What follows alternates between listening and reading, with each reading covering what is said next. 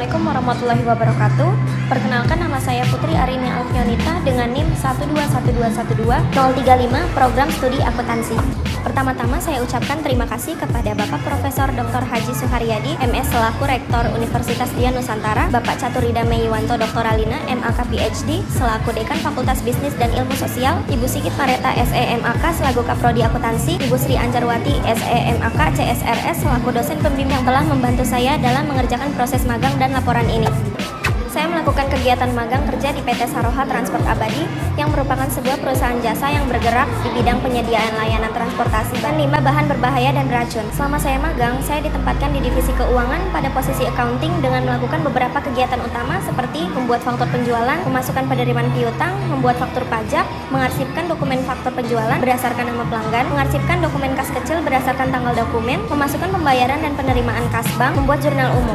Tantangan yang saya hadapi diantaranya adalah sebagai seseorang yang baru pertama kali bekerja di bagian accounting, tantangan utama yang saya hadapi adalah menyesuaikan diri dengan sistem keuangan dan prosedur akuntansi yang digunakan oleh perusahaan. Solusi dari masalah tersebut adalah dengan membaca SOP peraturan yang ada di perusahaan dan bertanya kepada pembimbing magang di lapangan. Yang kedua, saya menemukan banyak sekali nama limbah baru yang asing di telinga saya, sehingga menghambat proses penginputan data. Solusi yang saya lakukan adalah mencari tahu informasi tersebut melalui website atau dokumen katalog yang sudah perusahaan siapkan untuk mempelajari nama, sehingga dapat memudahkan saya untuk menginput data selanjutnya. Yang ketiga, penggunaan software akuntansi yang belum pernah saya lakukan dan gunakan sebelumnya, yaitu software akuntansi Accurate. Cara saya mengatasinya adalah dengan melihat video tutorial di YouTube dan juga bertanya kepada pembimbing magang saya di lapangan.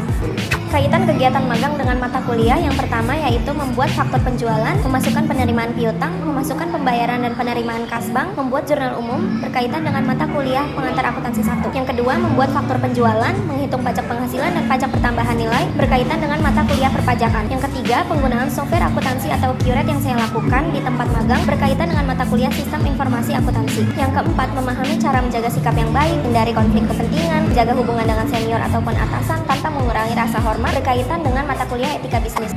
Hasil dan pencapaian saya selama magang yaitu saya belajar untuk bertanggung jawab atas pekerjaan sebagai accounting. Saya dapat berinteraksi dengan rekan kerja dengan baik, membangun jaringan profesional dengan memperluas koneksi. Saya mampu mengelola waktu dengan efisien untuk menyelesaikan tugas accounting, mendapat wawasan baru dan bahkan mendapat potensi kerja di masa depan. Saya memahami bagaimana alur kerja di dunia sebagai accounting dan juga saya memahami penggunaan perangkat lunak Accurate.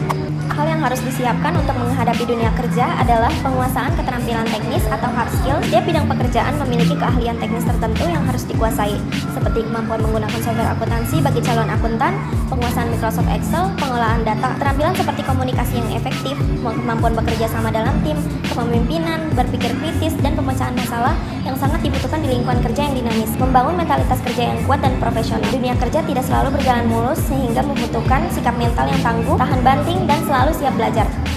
Terima kasih kepada Bapak, Ibu, dan teman-teman yang sudah meluangkan waktu untuk menonton video ini sampai akhir. Saya harap apa yang saya sampaikan dapat dipahami dengan jelas. Wassalamualaikum warahmatullahi wabarakatuh.